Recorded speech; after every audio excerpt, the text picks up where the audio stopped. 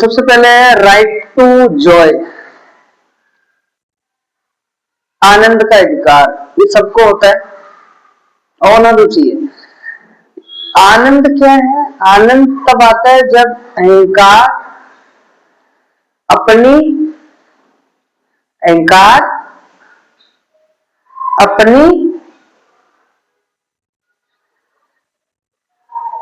मुक्ति के लिए काम करे। जब अहंकार अपने आप को बढ़ाता है तभी आनंद नहीं आएगा। अहंकार जब सत्य से प्रेम करेगा तभी ही वो आनंद का अधिकार रखता है। अहंकार अगर सच में सत्य से प्रेम करता है तब उसको आनंद आता है। यही लगातार जैसे रोज नहाते हैं, इससे हमारा शरीर गंदा होता है तो हम रोज नहाते हैं, वैसे रोज हमें सत्य तक पहुंचने के लिए प्रयास करना चाहिए, क्योंकि हमारा मन गंदा होता है। जैसे वो शरीर गंदा होता है वैसे मन गंदा होता है। समझ में क्या? अपना ये अधिकार कभी मत छोड़ो, राइट टू जॉय, आनंद का अधिकार। भीतर मौज रहनी चाहिए। मौज तब रहेगी ना जब अहंकार अपने आप को जानेगा, सत्य से प्रेम रखेगा और सत्य को ही सब कुछ मानेगा। सत्य ही सब है, सबसे बड़ा सत्य ही है। तभी आप जहां भी जाओगे अंदर मौज ही रहेगी। ये अपना निजी है। अपनी आत्मा शांति आनंद को छोड़ना कभी नहीं चाहिए। अपनी आत्मा मतलब शांति मतलब आनंद कभी नहीं छोड़ना चाहिए। कितना भी हो जाए नहीं छोड़ो, ये चीज मत छोड़ो। अगर बाहर शरीर के साथ लड़ाई भी चल रही हो, अपनी शांति को कायम रखने के लिए तो लड़ते रहो, पर अंदर मौज रहनी चाहिए। बाहर लड़ाई चल रही है, सच्चाई के लिए लड़ रहे हैं, ठीक है, शरीर पे घाव आएगा, कोई दिक्कत नहीं, आता रहे, पर अंदर मौज रहनी चाहिए। बाहर कुछ भी हो, अंदर मौज रहनी चाहिए। समझ आ गया?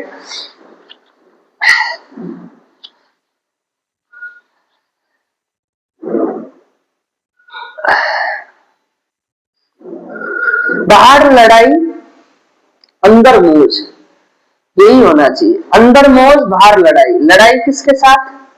अहंकार के साथ, अपने अहंकार के साथ। कैसे? लड़ाई का मतलब क्या है? यहाँ पे लड़ाई का मतलब ये है कि आप अपने अहंकार को मिटा रहे हो, लड़ रहे हो अपने आप से। अपने आप से लड़ना ही बाहर की लड़ाई है। कैसे लड़ोगे? पढ़ाई करोगे, जानोगे, जानना ही लड़ाई है। लड़ाई किससे है? अपने अंदर के अहंकार से। ऐसे नहीं कि बाहर किसी से लड़ रहे हैं, अंदर के अहंकार से लड़ो। और उसे लड़ने का एक ही तरीका है, पढ़ाई करो, समझो, जानो। जानोगे नहीं तो नहीं होगा। अंदर प्रकाश, बाहर धुआं हो, कुछ भी हो, बाहर कुछ भी हो रहा हो, अंदर प्रकाश होना चाहिए। इस आनंद के अधिकार के लिए मतलब राइट टू जॉय के लिए छोड़ना पड़े कुछ भी तो छोड़ दो। इस आनंद के अधिकार के लिए लड़ना पड़े तो लड़ो। जिंदगी का बस ये एक ही लक्ष्य है, आनंद का अधिकार। That's all. ठीक है? मुश्किल होती है, मुश्किलें नहीं होती।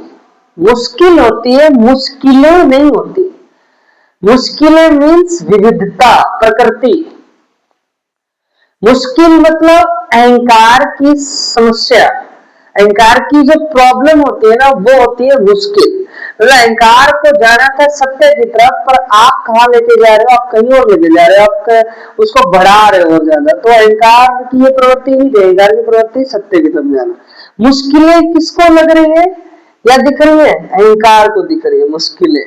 है मुश्किल, पर मुश्किलें किसको लग रही है? अहंकार को लग, उसको लग रहा बहुत सारी प्रॉब्लम है। नहीं, अहंकार एक मुश्किल है, उस एक अहंकार से ही मुश्किलें बनती है। अहंकार खुद एक मुश्किल है। अगर वो गलत चुनाव करेगा तो उससे मुश्किलें बनेगी, मतलब बहुत कुछ तोड़ देगा, जोड़ देगा, ये कर देगा, फैला देगा, गंदा कर देगा। तो ये मुश्किलें हैं। किसने जनरेट की? मुश्किल है। मुश्किल कौन है? अहंकार। अंडरस्टूड? वो है एक मुश्किल। कौन? अहंकार एक मुश्किल है। अहंकार क्या है?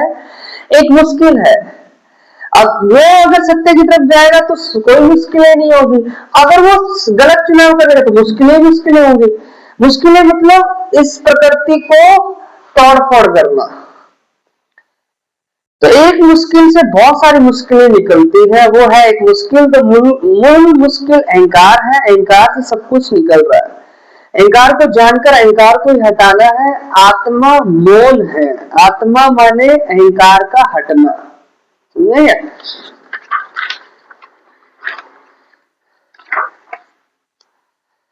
ज्ञान और प्रेम में क्या डिफरेंस है?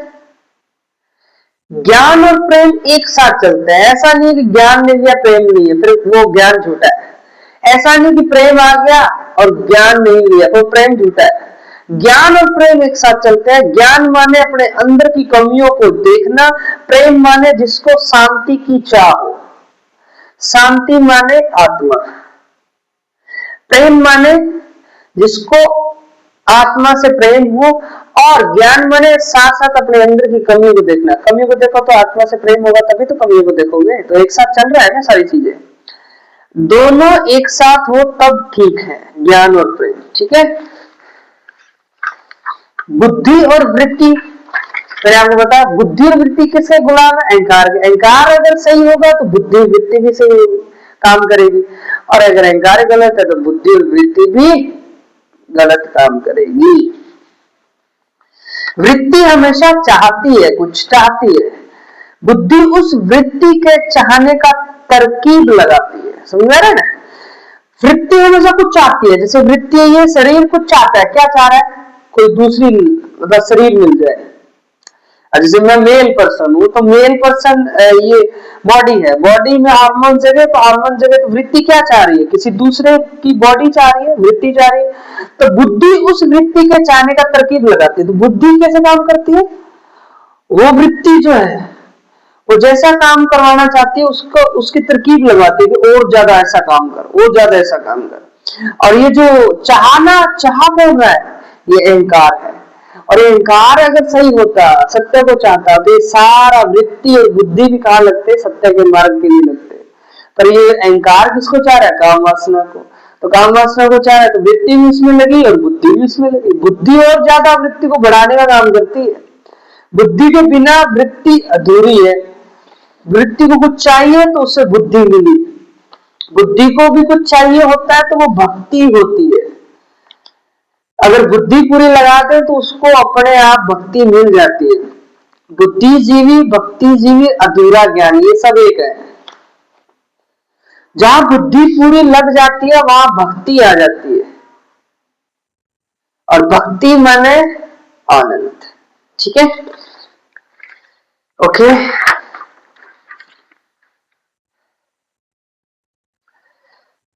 चलो ठीक है।